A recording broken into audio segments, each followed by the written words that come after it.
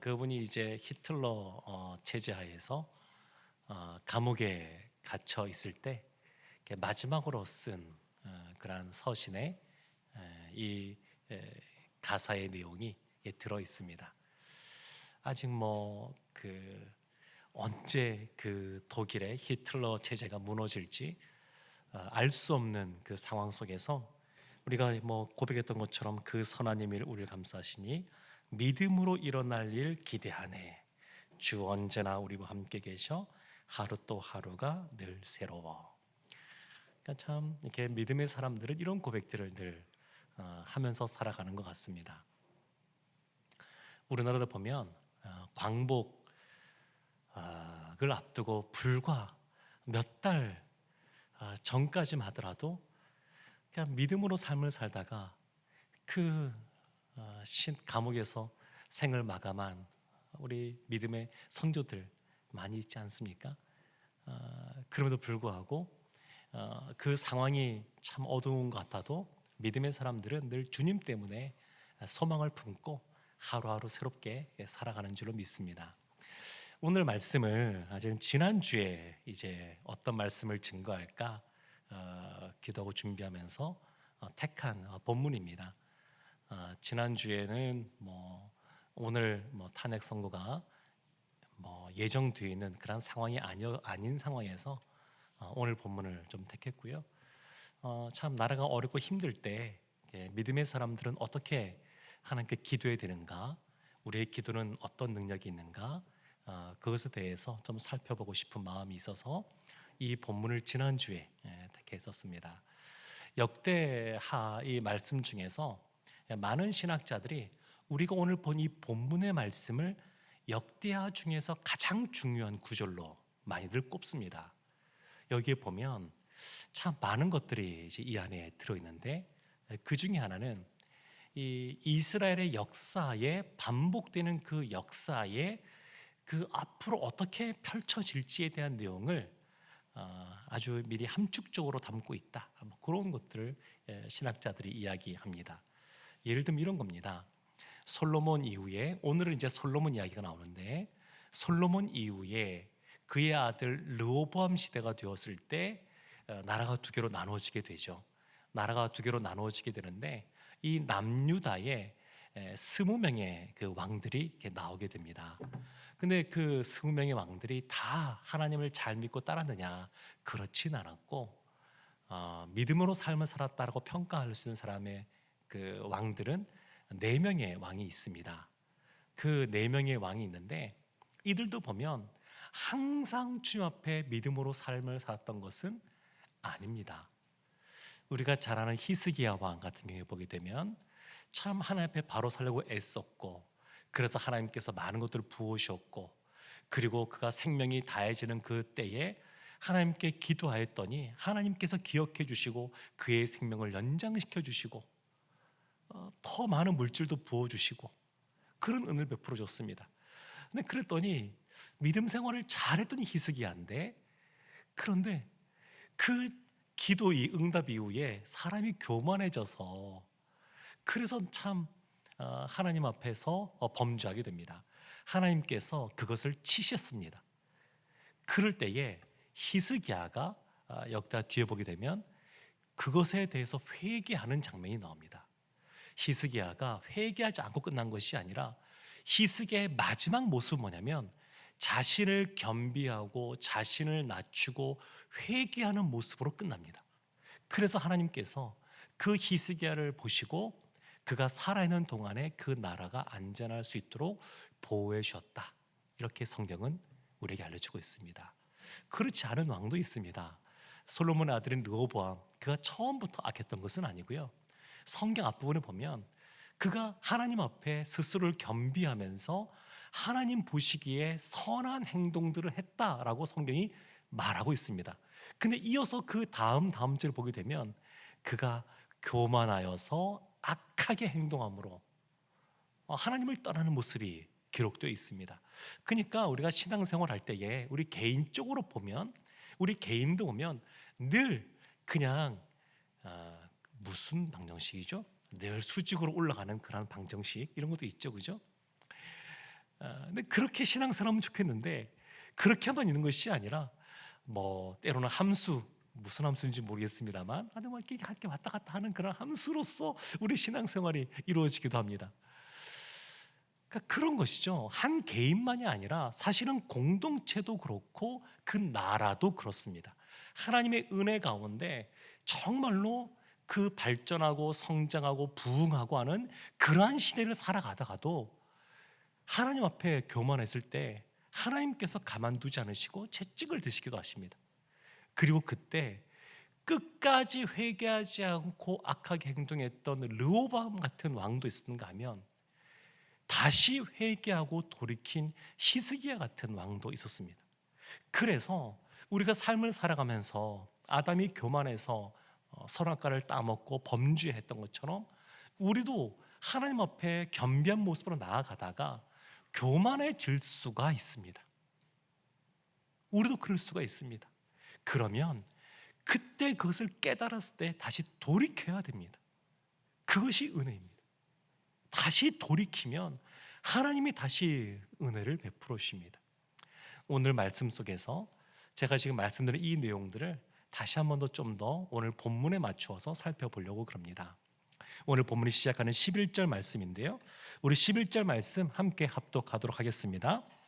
솔로몬이 여호와의 전과 왕궁 건축을 마치고 솔로몬의 심중에 여호와의 전과 자기의 궁궐에 그가 이루고자 한 것을 다 형통하게 이루니라. 아멘. 지금 여호와의 전 왕궁의 건축을 마쳤습니다. 그러니까 성전 건축을 마쳤습니다. 그런데 솔로몬이 생각할 때 심중에 이 정도는 하나님의 전을 위해서 이 정도는 해야지, 그런 마음이 있었는데 그것을 다 이루고자 한 것을 이루었다. 그것을 다 이루어서 건축을 했다. 이렇게 말하고 있습니다. 하나님께서 하늘에 계신 하나님 앞에 이 땅에서의 어떤 건축물이 하나님이 거하시기에 합당한 건축물이 있겠습니까?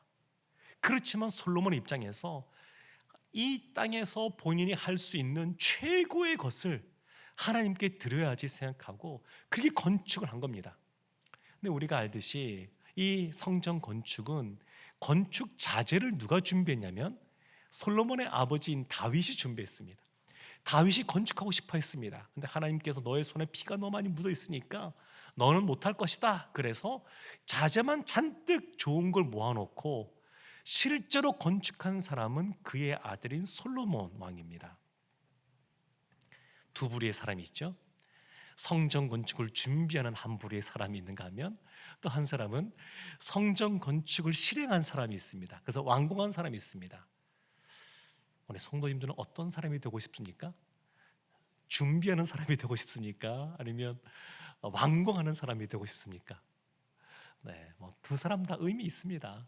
하나님께서 어떤 사람은 씨를 뿌리게 하시고 어떤 사람은 물을 주게 하시고 그러나 결국 자라나게 하시고 열매 맺게 하시는 분은 주님이십니다. 그래서 우리 마음에는 다 완공하고 싶어하는 마음이 있을 수도 있지만 하나님께서 부르심이 다 다릅니다. 어떤 사람은 씨를 뿌리게 하시고 물을 주게 하시고 다 각자 역할이 다릅니다. 근데 솔로몬은 감사하게도 성전을 아름답게 완공하는 사람이 되었습니다. 이 역대하 앞에 보게 되면 성전을 완공한 다음에 제사를 지냅니다. 제사를 지낼 때 주님을 너무 사랑하기에 제사도 아주 역대급으로 드립니다. 소만 2만 2천 마리를 잡아서 하나님께 드리고요, 양은 12만 마리를 잡습니다. 제사장들이 얼마나 많은 것들을 했을까요? 그러니까 하나님 앞에 드릴 수 있는 최고의 것을 드리겠다 해서 건축도 그렇게 하고 제물도 그렇게 준비해서 드렸습니다. 그랬더니 그리고 나서 이제 어떤 것이 이제 이루어지게 되냐면 하나님께서 그 제사를 받으시는데 구름 가운데 임재하십니다. 구름 가운데 쫙 임재하셔요. 왜 하나님이 구름 가운데 임재하실까요? 하나님은 거룩하신 분이어서 우리가 하나님의 얼굴을 뵈면 죄인인 우리가 살 수가 없습니다. 그래서 하나님께서 어느덧 거리를 두게 하시는데 그 장치가 구름입니다. 구름. 하나님의 임재를 상징하면서도 하나님께서 우리를 죽이시지 않는, 우리를 보호해 주실 수 있는 장치가 구름입니다. 구름 가운데 쫙 임재했습니다. 그리고 나서 솔로몬의 기도가 다 이 역대하 6장에 아주 길게 나옵니다. 12절부터 42절까지 솔로몬의 기도가 나옵니다. 솔로몬이 하나님께 간절히 기도합니다. 성전을 완공했습니다. 제사를 지냈습니다. 하나님의 임재가 임했습니다. 그 다음에 솔로몬이 하나님께 기도합니다. 그리고 역대하 7장 1절을 보게 되면 성전에서 불이 나와서, 하늘에서 불이 내려와서 그 제단에 불이 확 퍼져서 제물들을 태우기 시작합니다. 그러니까 이것은 하늘에서 불이 떨어졌다 그러면 갈멜 산에서의 엘리야를 생각할 수 있지만, 그거보다는 레위기서에 보게 되면 성막을 처음 지었을 때에 그 성막, 모세와 아론이 그 성소 안에 들어간 다음에 나올 때 하나님께서 그 제사를 받으시고 이제 이 성소가 제단으로서 역할을 감당한다, 그걸 보여주기 위해서 성막에서 불이 나와서 제단에서 불이 확 일어나거든요. 사람이 불을 붙인 것이 아니라 하나님이 불을 내버리신 겁니다. 지금도 또 마찬가지입니다. 첫 성전을 완공한 다음에 하나님께 제사 지내고 그렇게 기도한 다음에 하늘에서 불이 떨어집니다. 이것은 이제 하나님이 이 제단을 받으시고 사용하시겠다는 겁니다. 이 성전이 성전의 역할을 감당할 수 있도록 하시겠다는 겁니다. 그리고 나서 오늘 본문 말씀이 이어지는 겁니다. 오늘 본문 말씀이 12절 말씀에 이런 말씀이 나오는데, 우리 12절 말씀도 찾아서 함께 합독하겠습니다. 밤에 여호와께서 솔로몬에게 나타나사 그에게 이르시되 내가 이미 내 기도를 듣고 이곳을 택하여 내게 제사하는 성전을 삼았으니. 아멘. 밤에 여호와께서 솔로몬을 찾아오셨습니다. 이게 성전을 하나님께 드린 첫날입니다. 성전을 완공하고 제사 지낸 그날 밤입니다. 그날 밤에 하나님이 따로 또 솔로몬을 찾아오셨습니다. 아주 뭔가 중요한 걸 말하고자 찾아오셨겠죠. 찾아오셔서 하시는 말씀이 내가 이미 내 기도를 듣고, 아주 길게 그 낮에 솔로몬이 기도했는데 하나님이 내가 이미 내 기도를 들었다. 하나님은 우리가 기도하는 첫날 이미 다 들으십니다. 하나님이 귀가 잘 안 들리시는 분이 아니세요. 우리가 기도 처음 시작할 때 이미 다 그 기도를 들으시는 분이십니다. 지금 솔로몬의 기도를 이미 다 들으셨습니다. 그리고 이곳을 택하여 내게 제사는 성전을 삼았으니. 그러니까 우리가 이 성전, 오늘날은 성전이 없죠. 우리가 모이는 곳은 교회, 예배당 이렇게 표현하는데, 그렇지만 오늘날 성전은 없지만, 그러나 구약의 성전은 없지만, 그러나 이 교회가, 이 예배당이 이와 같은 기능이 있다라고 하는 것, 이와 같은 역할을 감당하기도 한다는 것을 염두에 두고 오늘 말씀을 접하면 좋을 것 같습니다. 그래서 이 성전에 이제 이 성전을 내가 삼았다 이렇게 말씀하고 있습니다. 그리고 14절 말씀 앞부분에 보면 이런 부분이 있습니다. 내 이름으로 일컫는 내 백성이, 내 이름으로 일컫는 내 백성이, 이런 표현입니다. 하나님의 백성이라는 겁니다. 하나님의 백성. 그러니까 우리가 하나님의 백성이기 때문에 하나님께 우리가 기도할 수가 있습니다. 우리가 기도할 수 있는 근거가 있는데, 그것은 우리가 하나님의 백성이라는 겁니다. 하나님의 백성. 그리고 지금 솔로몬에게 하시는 말씀이 뭐냐면, 하나님의 백성이란 어떤 삶을 살아가야 되는가, 그것을 우리에게 지금 알려주고 있습니다. 그래서 이 14절이 아주 굉장히 중요한데, 여기에 보면 하나님의 백성으로서 어떻게 살아가야 되는지, 그리고 하나님께서 어떻게 응답하시는지, 기도에 응답하시는지, 그 내용이 이 14절에 있습니다. 14절 말씀 보면 순서가 이렇죠. 그들의 악한 길에서 떠나 스스로 낮추고 기도하여 내 얼굴을 찾으면, 떠나 낮추고 찾으면 이렇게 나와 있는데, 이거는 번역은 이렇게 되어 있는데 실제로 히브리어 성경은 순서가 좀 다릅니다. 순서가 어떻게 되냐면, 처음에 스스로 낮추고, 두 번째 하나님의 얼굴을 찾고, 세 번째 악한 길에서 떠나라 이렇게 되어 있습니다. 순서가 중요합니다. 먼저는 스스로 낮추고 겸비하고 겸손한 모습으로 있는 것이 필요합니다. 두 번째는 그러면 하나님의 얼굴을 찾는 그러한 은혜를 이제 입게가 되고요. 그리고 나서 은혜를 입었으면 악한 길에서 떠나는 삶을 살 수가 있습니다. 이 순서가 중요합니다. 그래서 14절 말씀 제가 다시 한번 더 보면 내 이름으로 일컫는 내 백성이 첫 번째, 두 번째, 세 번째가 나오는데 그들의 악한 길에서 떠나 스스로 낮추고 기도하여 내 얼굴을 찾으면, 그 첫 번째는 스스로 낮추는 겁니다. 자기 자신을 낮추는 겁니다. 사람 이것이 너무 어렵습니다. 요즘 이 사회에서도 정치 쪽에도 보게 되면 스스로 낮추지 못하기 때문에 이와 같은 것들이 생깁니다. 스스로 겸손한 것이 아니라 스스로 교만해지고 또 그 마음에 있는 탐심을 어떻게 제어하지 못하다 보니까 이 여러 가지 일들이 이제 발생하는 겁니다. 근데 하나님의 백성은 어떻게 해야 되느냐? 스스로를 낮추는 것이 필요합니다. 두 번째는 얼굴을 찾는 겁니다. 하나님의 얼굴을 찾는 겁니다. 하나님의 얼굴을 찾는다는 것은 뭐냐면 하나님의 그 성품, 하나님의 그 속성을 찾는다는 겁니다. 다른 식으로 표현하면 하나님 그 자신, 하나님 그분을 찾는다는 겁니다. 하나님의 얼굴을 찾는 것, 그것이 필요합니다. 아이들 키다 보게 되면 아이들이 부모의 낯을 피할 때가 있습니다. 그러면 직감적으로 깨닫는 게 있죠. 얘가 뭔가 잘못한 게 있구나. 부모의 눈을 마주치려고 하지 않아요. 얼굴을 보고 싶어 하지 않아요. 자기 방에 들어가서 문을 잠그고 싶어 합니다. 근데 이것이 아담 때부터 그랬습니다. 아담이 하나님이 먹지 말라고 했던 선악을 알게 하는 나무의 실과를 따먹은 다음에 하나님이 아담아 부르실 때 그 낯을 피합니다. 가인도 그랬습니다. 아벨을 죽인 이후에 하나님께서 찾으시니까 에덴 동쪽으로 멀리 도망쳐 갑니다. 그 얼굴을 보려고 하지 않아요. 그런데 우리가 하나님 앞에 나아가는 주님의 백성이라 그러면 어찌 보면 민망하고 죄송스럽고 그렇긴 하지만 하나님의 얼굴을 찾아야 됩니다. 얼굴을 찾아야 돼요. 뻔뻔해 보일진 몰라도 얼굴을 찾아야 돼요. 히스기야가 자신의 죄를 지었음에도 불구하고 다시 하나님께 돌아갔던 것처럼 다윗이 밧세바를 범하는 민망하고 또 나쁘끄러운 그런 죄악을 저질렀음에도 불구하고 하나님 채찍을 드시니까 하나님 앞에 금식하면서 또 하나님께 나아갔습니다. 그러니까 우리가 하나님 앞에 늘 이런 모습이 있어야 됩니다. 우리가 삶을 살아가면서 항상 잘 사는 것 아닙니다.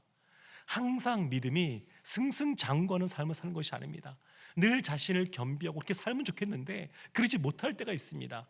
교만하여서 넘어질 때도 있고 게을러서 나태해질 때도 있고 그런 모습들이 있습니다. 그렇지만 그때 하나님의 얼굴을 찾는 모습이 있어야, 그래야 하나님의 백성으로서 회복을 누리게 됩니다. 세 번째는 악한 길에서 떠나는 겁니다. 악한 길에서 떠나는 것. 빛과 어둠이 함께할 수 없는 것처럼 떠나는 겁니다. 해가 아주 강하게 내리쬐는 곳 보게 되면 그것이 실내에 비칠 때 보면 평소에 잘 안 보이던 먼지 같은 것들 잔뜩 보이지 않습니까?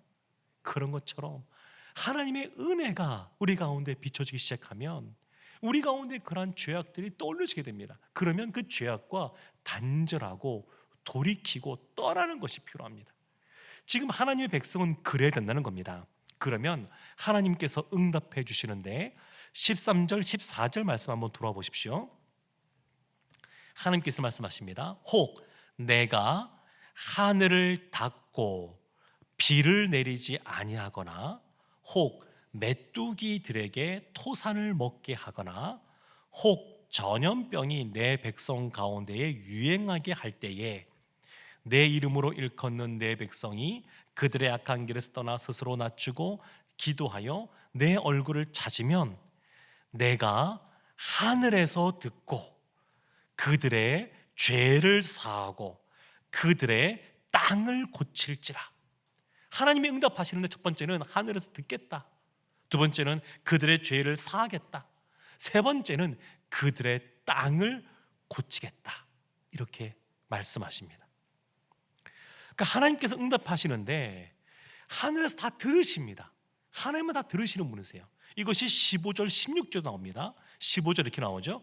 이제 이곳에서 하는 기도에 내가 눈을 들고 귀를 기울이리니 이는 내가 이미 성전을 택하고 거룩하게 하여 내 이름을 여기에 영원히 있게 하였음이라. 내 눈과 내 마음이 항상 여기에 있으리라.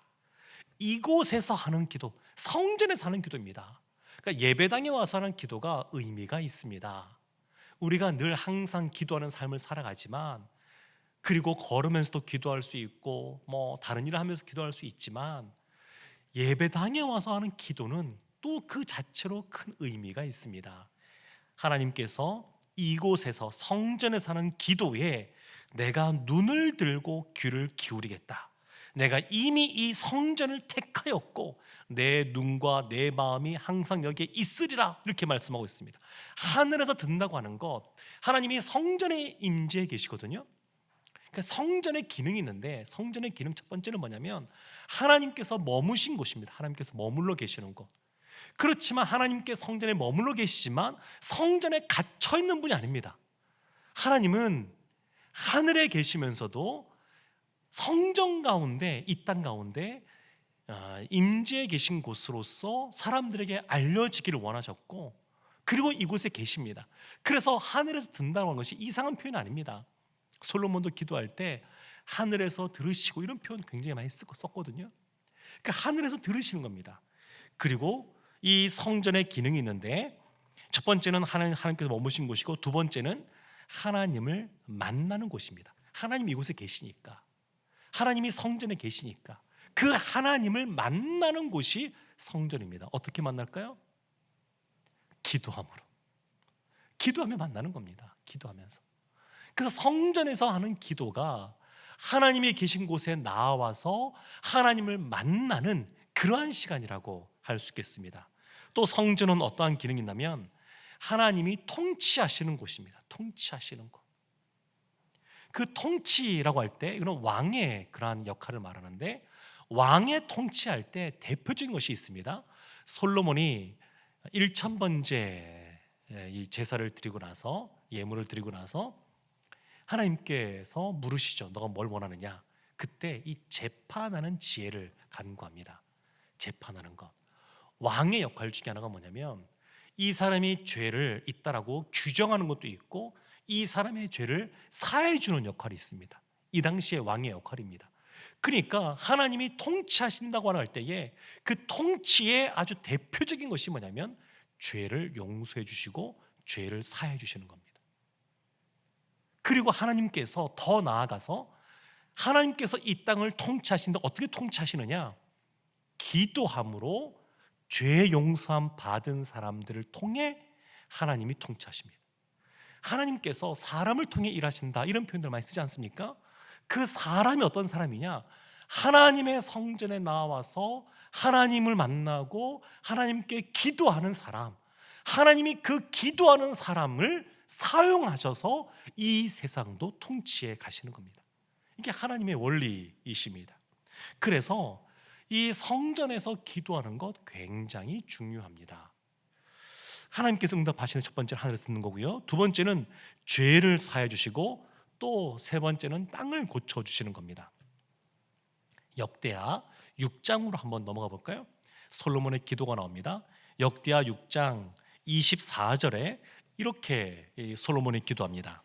만일 주의 백성 이스라엘이 주께 범죄하여 적국 앞에 패하게 되므로 주의 이름을 인정하고 주께로 돌아와서 이 성전에서 주께 빌며 간구하거든.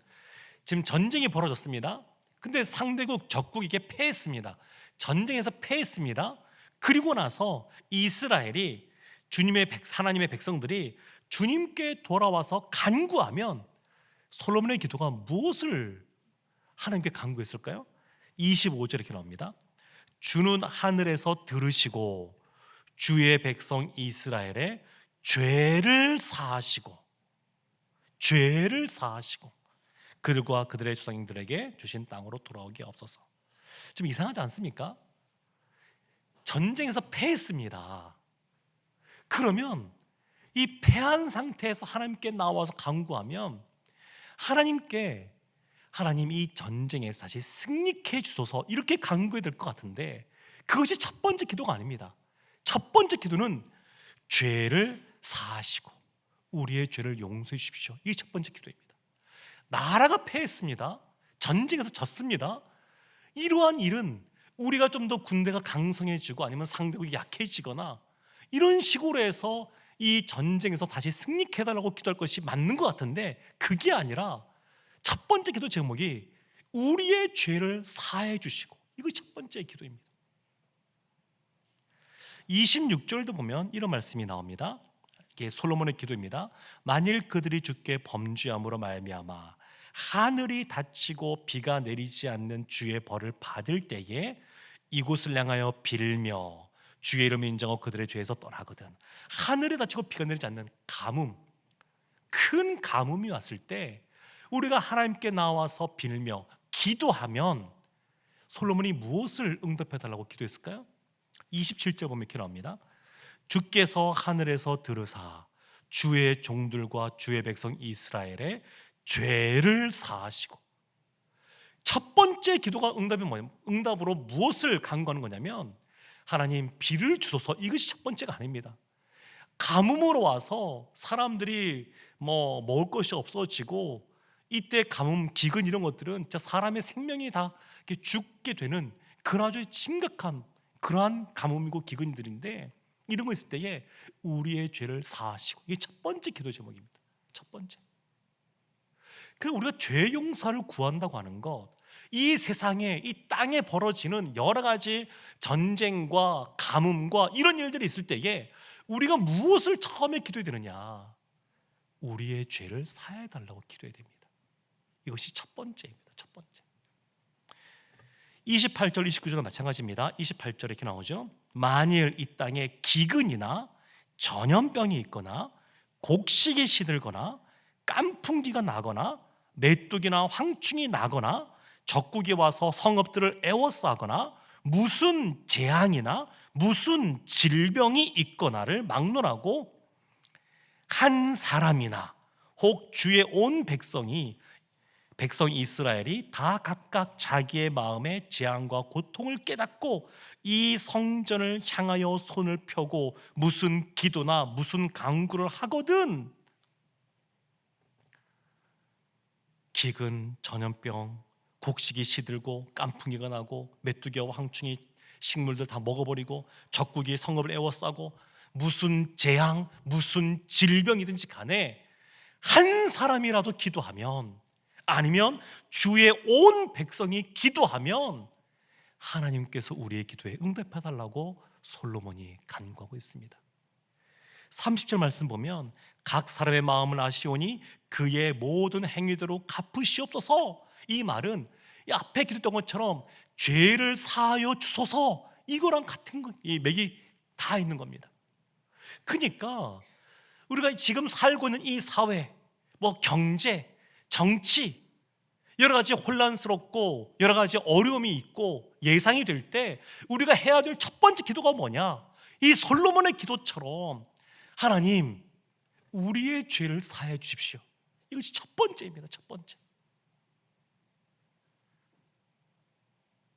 내가 그러지 않은 것 같지 몰라도 한 사람이 또 온 백성이 함께 하나님 앞에 기도하고 나아가면 하나님께서 우리의 죄를 사해 주시고 다시 회복시켜 주시겠다고 말씀하고 있는 겁니다.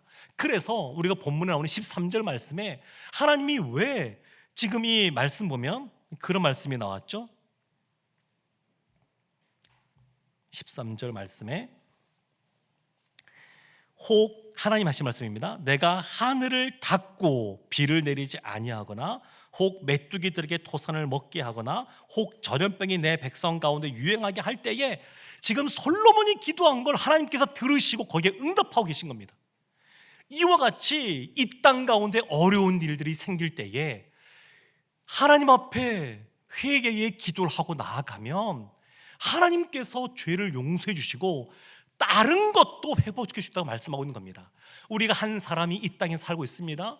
그런데 우리가 회복이 되는데 어떻게 회복이 되느냐? 하나님이 이 땅을 고치시면서 그 안에 살고 있는 우리도 고쳐주신다는 겁니다. 우리의 삶 가운데, 우리의 인생 가운데, 우리의 미래 가운데 여러 가지 어려움들이 있습니다.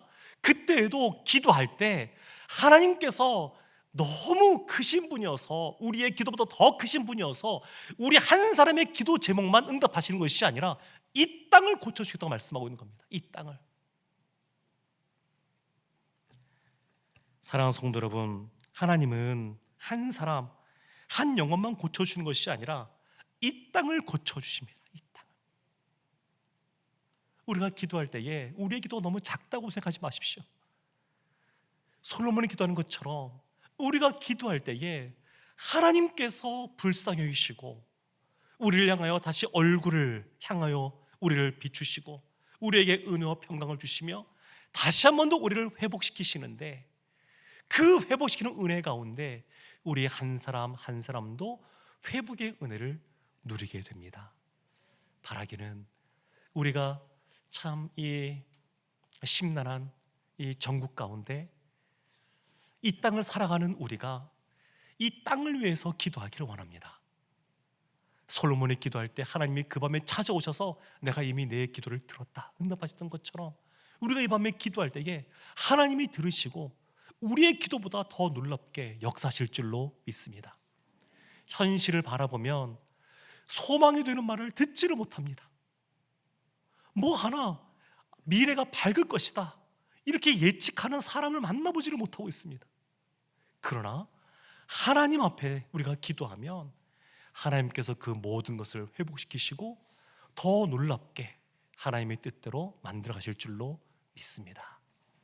이 밤에 이 말씀 붙잡고 이 땅을 위해서 기도하며 나아가는 우리 모두가 되기를 주님의 이름으로 축원합니다.